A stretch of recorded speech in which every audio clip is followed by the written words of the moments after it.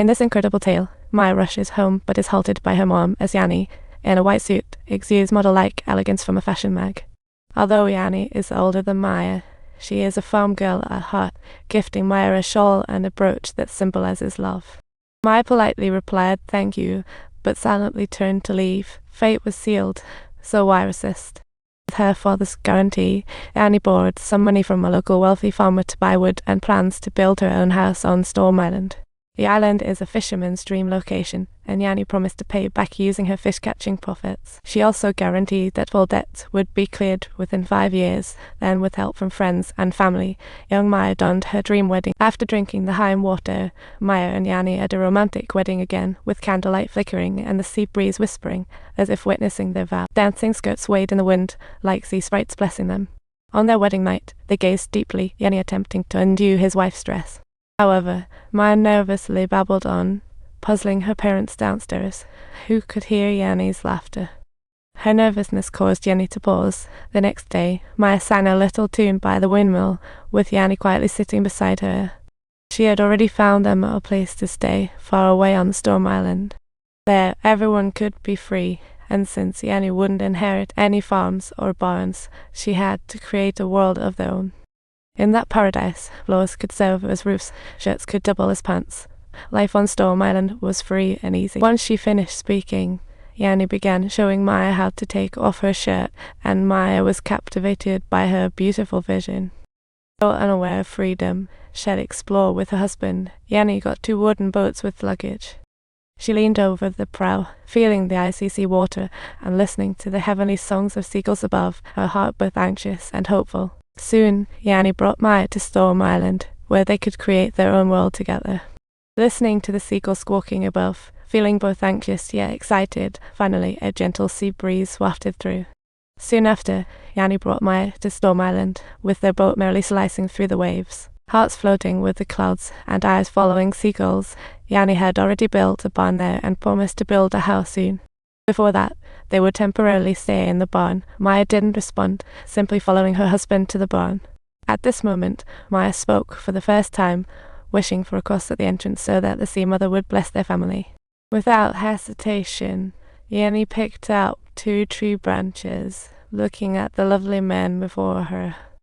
Maya took the initiative to kiss Yangni, then walked toward the distance and started taking off her outer clothes. This was her first time being open with her husband, and Yangni was stunned by her wife's actions. Under the gentle sea breeze and sunset, the couple started a joyful competition, laughing freely with a refreshing sea breeze.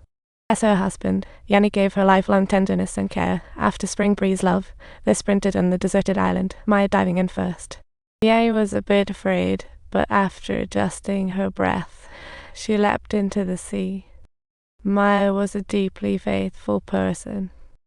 She advised her loved one that if they encountered a cross in the fields, they must spit 10 times behind their shoulders to avoid this. There might be goblins and sea demons under the cross that could take Yangni's life, and Yangni silently nodded, listening to her wife's teachings. Soon, the wood Yangni bought arrived, and Maya's father and relatives came to help.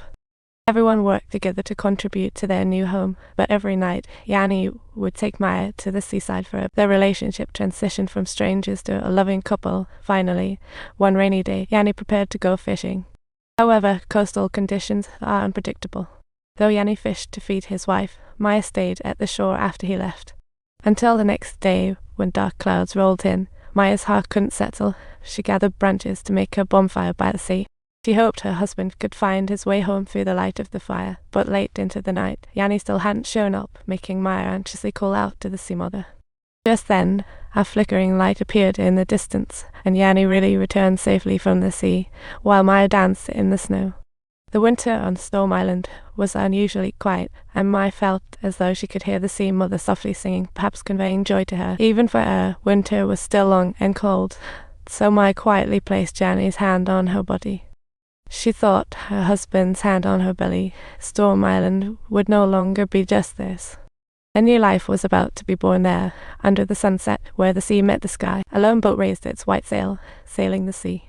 It was Maya's first time in Jishi, with colourful streets and wind-blown ribbons. Maya was drawn to the various silverware displayed on the street and chose a mirror from a table, while Yangni paid happily. After blessings from 2 magicians, the couple went to a fabric shop. Maya sold her yarn to the owner.